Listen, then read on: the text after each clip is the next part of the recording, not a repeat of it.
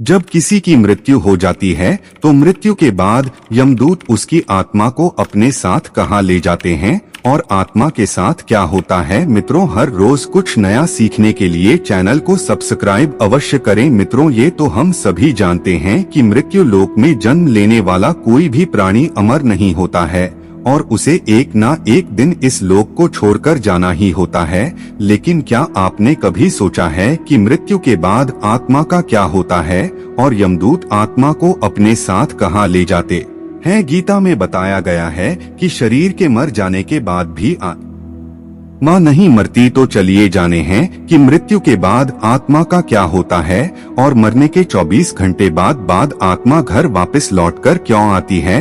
हम आपको बताएंगे कि मृत्यु के 24 घंटे के बाद आत्मा अपने घर वापस क्यों आती है और वह कितने दिनों तक अपने घर में रहती है। मित्रों, इन सभी सवालों का जवाब गरुड़ पुराण में बखूबी दिया गया है। इस वीडियो में हम आपको यही बताने जा रहे हैं।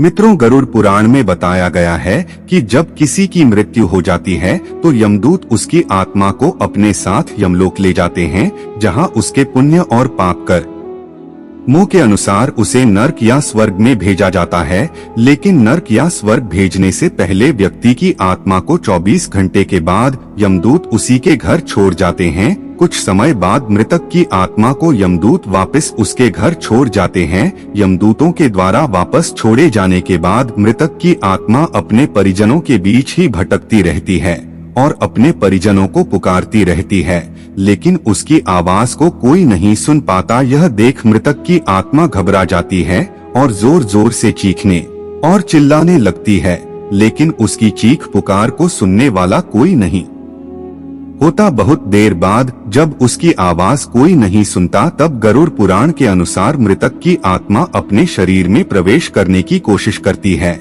लेकिन यमदूत के पास में बंधे होने के कारण वह मृत शरीर में प्रवेश नहीं कर पाती है। इसके साथ ही गरुड़ पुराण के अनुसार जब भी किसी की मृत्यु हो जाने पर उसके परिजन रोते बिलखते हैं तो यह देख मृतात्मा दुखी हो जाती है और वह भी रोने लगती है। लेकिन इतना सब होने के बाद भी वह याम के पास में बंधे होने के कारण कुछ कर नहीं सकती और लाचार एवं बेबस होकर अपने जीवन काल में किए गए पाप कर्मों को याद करके दुखी हो जाती है।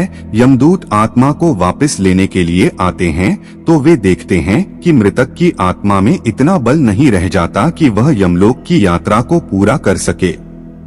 वह भूखी प्यासी भटकती रहती है।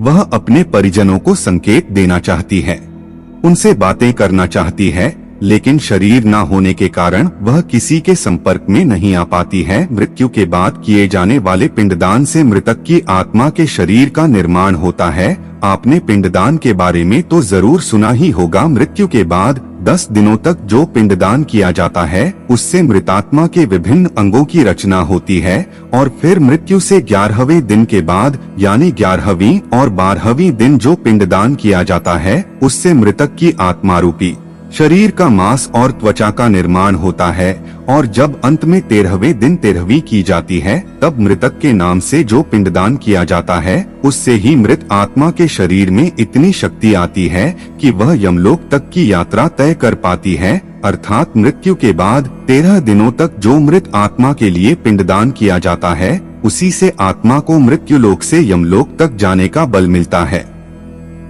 दोस्तों, गरुड़ पुराण में इसलिए ही बताया गया है कि जब किसी मनुष्य की मृत्यु हो जाती है तो उसकी आत्मा 13 दिनों तक अपने परिजनों के बीच ही रहती है और इसके बाद आत्मा यमलोक के सफर पर निकल पड़ती है, जो अपने आप में बहुत बड़ी यात्रा है, जिसके बारे में हम आपको विस्तार से फिर कभी बतलाएंगे। 13 दिनों तक किया गया पिंडदान इस 1 वर्ष मृतक की आत्मा के लिए भोजन का सामान होता है और अगर किसी के लिए पिंडदान नहीं किया जाता तो उसकी आत्मा को भूखा रहकर ही यमलोक की यात्रा को पूरा करना होता है। ऐसा गरुड़ पुराण में बताया गया है। जिस व्यक्ति का पिंडदान नहीं किया जाता है उसे यमलोक के रास्ते में भोजन नहीं मिलता। तो अब आपके मन में सवाल नहीं आना चाहिए कि जिस व्यक्ति का पिंडदान नहीं किया गया हो उसका क्या होगा। हम आपको यह बता ही चुके हैं कि जिस मृतक आत्मा के नाम से पिंडदान नहीं किया जाता है उसे यमलोक के रास्ते में भोजन नहीं मिलता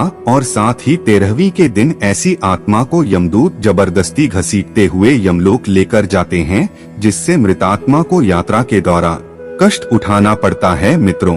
इसलिए ही हिंदू धर्म में हर मृतक आत्मा के नियमित 13 दिनों तक पिंड दान किया जाना आवश्यक बताया गया है। इस सब के अलावा गरुड़ पुराण में यह भी बताया गया है कि अगर 13वीं के दिन मृतक के घर वालों के द्वारा अगर उसका पिंडा कर्ज लेकर किया जाए तो उसकी आत्मा को शांति नहीं मिलती है। कर्ज के द्वारा किया जाने वाला पिंडा मृतक आत्मा को कष्ट ही पहुंचता है। गरुड़ पुराण में यह भी बताया गया है कि अगर समाज का दबाव बनाकर या पारिवारिक दबाव बनाकर कोई मृतक के परिजन को कर्ज लेकर पिंडदान करने को मजबूर करता है तो यमराज उसे कभी क्षमा नहीं करते। ऐसे व्यक्ति की मृत्यु के बाद यमराज उसको तरह तरह की यातनाएं देते हैं और फिर उसे वापस मृत्युलोक में भेज देते हैं। गरुड़ पुराण में इसके साथ यह भी बताया गया है कि जो मनुष्य जीवित रहते पुण्य कर्म करता है उसे भी यमदूत मृत्यु के 13 दिनों बाद अपने साथ यमलोक ले जाते हैं। लेकिन ऐसी आत्मा को मृत्युलोक से यमलोक तक जाने वाले मार्ग में किसी भी तरह का कष्ट नहीं झेलना पड़ता। अच्छे कर्म करने वालों को स्वर्ग और बुरे कर्म करने वालों को नरक भेजा जाता है। लेकिन जो मनुष्य अपने जीवन काल में बुरे कर्म करता है उसे भी यमदूत अपने साथ यमलोक लेकर जाते हैं। लेकिन ऐसी आत्मा को पूरे रास्ते भर कष्ट उठाना पड़ता है। पूरे रास्ते भर यमदूत उसे कई तरह की यातनाएं देते हैं, जिससे वह थर थर कांपने लगता है और यमदूतों से बार बार क्षमा मांगता है। लेकिन यमदूत उसे क्षमा नहीं करते। इसके बाद जब आत्मा यमलोक पहुंचती है तब उसके पाप और पुण्य का लेखा जोखा किया आता है। अगर आत्मा ने ज्यादातर पुण्य किए हैं तो यमराज उसे स्वर्ग लोक भेज देते हैं, जबकि अगर उसने ज्यादातर पाप ही किए हैं तो ऐसी आत्मा को उसके द्वारा किए गए बुरे कर्मों की सजा भुगतने के यमराज नरक में भेज देते हैं। लेकिन पापी आत्मा की सजा पूरी हो जाने के बाद यमराज ऐसी आत्मा को वापस मृत्यु लोक में भेज देते हैं। मित्रों, आज की वीडियो में बस इतना। उम्मीद करते हैं कि हमारे द्वारा बताई गई जानकारी आपको पसंद आई होगी। मित्रों, यदि आप भी भोलेनाथ के सच्चे भक्त हैं तो इस वीडियो को लाइक और चैनल को सब्सक्राइब अवश्य करें और हाँ, कमेंट बॉक्स में ओम नमः शिवाय लिखना बिल्कुल ना भूलें। धन्यवाद।